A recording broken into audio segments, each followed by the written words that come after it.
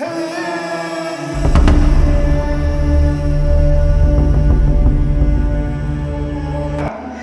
disimpulkan, sebenarnya hari ini kita tidak butuh apapun dari habaib, termasuk harta benda. Mereka justru mengambil dari kita. Banyak pribumi yang dieksploitasi semacam itu. Assalamualaikum warahmatullahi wabarakatuh. Sahabat muslim dimanapun berada, marilah kita membahas tentang fenomena habaib di Indonesia. Habaib di Indonesia ini dihormati karena beliau itu adalah keturunan Nabi. Jadi selama ini penghormatan yang dilakukan oleh orang-orang Nahdiyin itu karena husnudon habaib keturunan Nabi besar Muhammad SAW.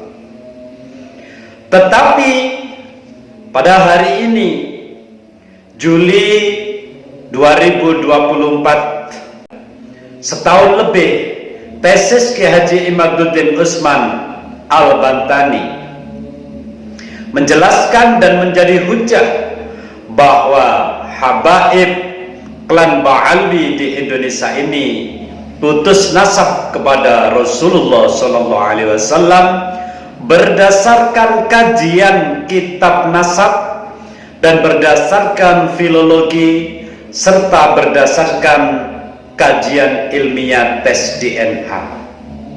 Ini merupakan hujah yang kuat menunjukkan bahwa klan Ba'alwi habaib Indonesia itu putus nasab kepada Rasulullah SAW. Nah, bagaimana jika memang dengan semua hujah ini habaib Ba'alwi di Indonesia ini putus nasab kepada Rasulullah? Maka sebenarnya orang-orang Nahdiyin pribumi Indonesia tidak butuh kepada habaib yang ada di Indonesia. Karena apa? Selama ini hanya karena cucu Nabi mereka itu dibutuhkan, barokahnya lah menurut para pribumi. Tapi kenyataan pada kali ini menunjukkan bahwa habaib klan Ba'alwi di Indonesia putus nasab kepada Rasulullah berdasarkan tesis Kiai Haji Imaduddin Usman Al-Bantani. Sahabat muslim dimanapun berada, selama ini habaib klan Ba'alwi di Indonesia itu dihormati, dicium tangan, cium pipi, bahkan dicium kakinya.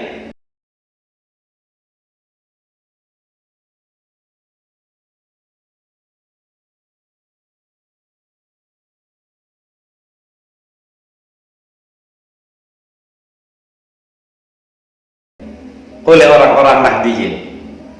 Itu semua karena husnudon, bahwa mereka itu dikira cucu dari Rasulullah SAW.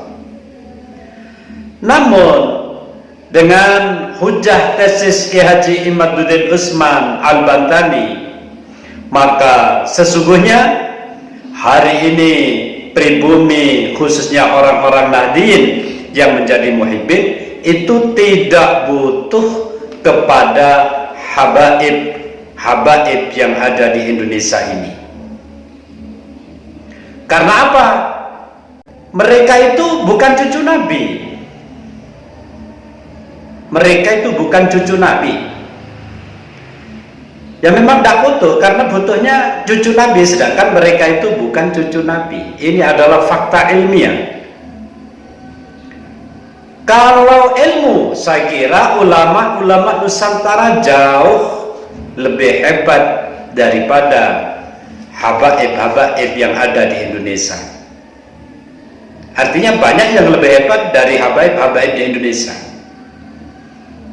Kalau masalah wali-wali Allah, banyak wali-wali Allah dari ulama-ulama Nusantara.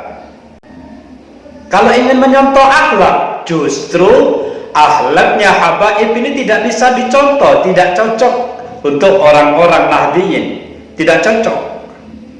Ya Allah, maka bikin susah hidupnya, seretkan rezekinya, jangan berkahi nafkahnya, jangan sembuhkan penyakitnya, biar dapat penyakit yang belum ada obatnya, biar susah jalan hidupnya, biar dipecat dari tempat kerjaannya, biar ditinggal lari bininya, biar lakinya kawin lagi, biar anak-anaknya ngelawan sama dia, biar hidupnya tidak bahagia, nggak dapat anak keturunan yang solihin dan solehat, hidupnya hancur-hancuran, nggak ada berkah, susah tiap hari, sedih tiap hari, gundah gulana tiap hari. Akhlak dari ulama-ulama Nusantara jauh lebih baik. Ini adalah fakta. Anjing, babi, kenapa engkau tipu-tipu kau punya rakyat? Anjing, babi, kenapa kau jual ayat-ayat Allah dengan harga? Kenapa kau berpihak kepada asing? Justru yang banyak bikin onar secara nasional itu adalah kalangan habaib. Ini fakta. Contoh misalnya demo-demo yang menentang pemerintah itu siapa? Kami adalah majikan kalian, kami adalah pemilik bangsa, kami adalah pemilik kedaulatan Indonesia. Karena saudara, kami datang pada sore hari ini, saudara. Pelaksananya yang di depan adalah para habaib. Itu yang saat-saat ini. Kalau dulu-dulu PKI Muso di Madiun, DNID di PKI di Jawa Barat, PKI di Kalimantan, Barokba, semua habaib, pengebom Borobudur itu adalah habaib semacam itu. Tidak hanya itu, ada lagi Muslim cyber yang menyebar hoak-hoak, itu juga dari kalangan habaib. Berita bohong, fitnah, adu domba, caci maki, luar biasa. Alhamdulillah bisa ketangkep Muslim Cyber Army yang menyebarkan fitnah. Itu namanya Muslim Cyber Army. Koordinatornya Habib. Banyak kekacauan-kekacauan yang dilakukan oleh klan Ba'alwi, habaib-habaib di Indonesia. Dan bahkan justru yang berani menentang pemerintah Republik Indonesia yang sah hanya habaib. Menurut mereka tidak benar. Semacam itu. Mereka mengatakan Jokowi goblok. Saya Pak, terus terang, di mana-mana saya ceramah. Saya sudah 8 kali pengen ditangkap sama polisi. Saya 8 kali pengen dipenjara. 8 kali. Gara-gara saya menyinggung pemerintah. Saya bilang Jokowi goblok. Saya bilang polisi yang goblok. Mereka juga mengatakan menteri agamanya apalah gitu. Dan yang berani menentang kepada NU juga hanya dari klan Ba'alwi. Pernah mengucapkan Gus Dur buta mata, buta hati. Itu berani kepada ulama NU. Dan banyak lagi menghina Gus Yakut.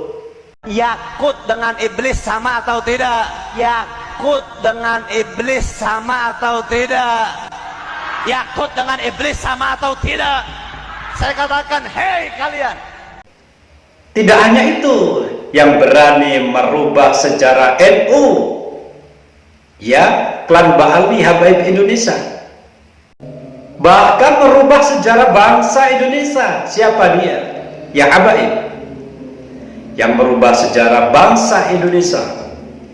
Proklamasi 17 Agustus itu habaib katanya. Lambang Garuda juga habaib katanya. Pahlawan-pahlawan, Imam Bonjol jadi habaib, Cut Nyak Din jadi Habibah, dan lain-lain. Banyak yang dirubah dari sejarah-sejarah bangsa Indonesia.